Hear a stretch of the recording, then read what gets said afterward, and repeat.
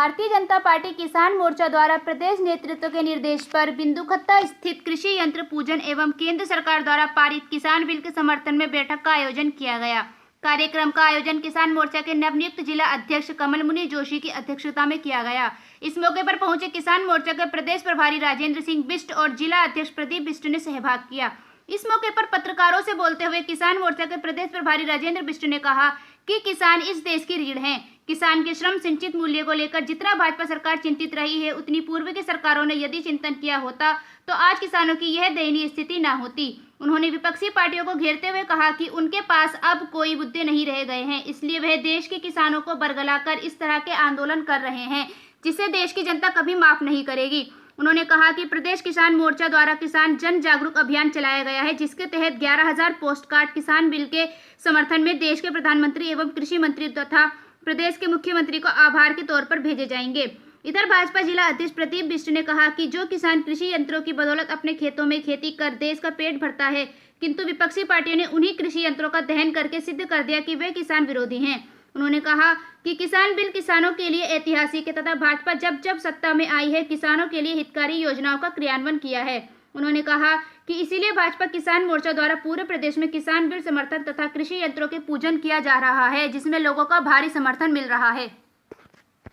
में संप्रदाय पैदा करके आगजनी करवाने है। कांग्रेस का एक कल्चर हो गया है कि वो आग लगाकर देश में राजनीति करना चाहती है, लेकिन देश का युवा, देश का किसान, देश का जवान, देश का श्रमिक, देश का व्यापारी अब उनकी नीतियों को समझ गया है, इसलिए उनकी बातों में आने वाला नहीं है। मैं ये कह सकता हूँ जो किसान बिल है किसानों की आय को दुगना करने की ओर को बढ़ता हुआ कदम है। कांग्रेस के द्वारा जो भ्रम फैलाया जा रहा है वो इसीलिए भ्रम फैलाया जा रहा है कि उनकी राजनीति आइसोलेटेड होती जा रही है, वो समाप्ति की ओर को होती जा रही है। अगर देश का श्रमिक अच्छी स्थिति में आ गया, देश का किसान अच्छी स्थिति में आ गया, देश का व्यापारी अच्छी स्थिति में आ गया, देश का जवान अच्छी स्थिति में आ गया, तो वो कभी भी कांग्रेस को माफ़ करने वाला नहीं है, क्योंकि 55 साल तक उन्होंने इस देश में राज करा और किसानों की स्थिति क्या पहुंच गई, श्रमिकों की स्थिति क्या पहुंच गई, व्यापारी की स्थिति क्या पहुंची, ये सब आपके सामने है। इसलिए कांग्रेस केवल विरोध करना है करके अपनी राजनीति बचाने के लिए,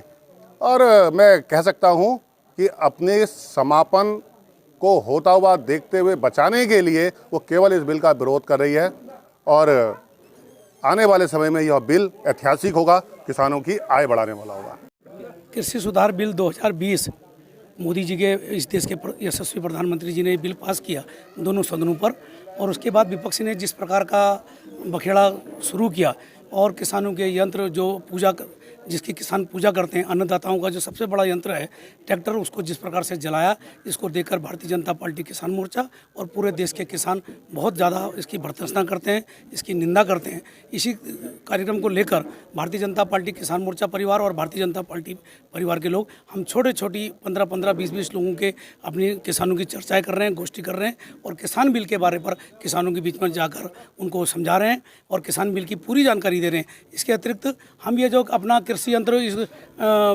विपक्ष ने जलाया कांग्रेस की और उसके अन्य दलों ने, हम उसकी पूजा कर रहे हैं उन बिलों की, और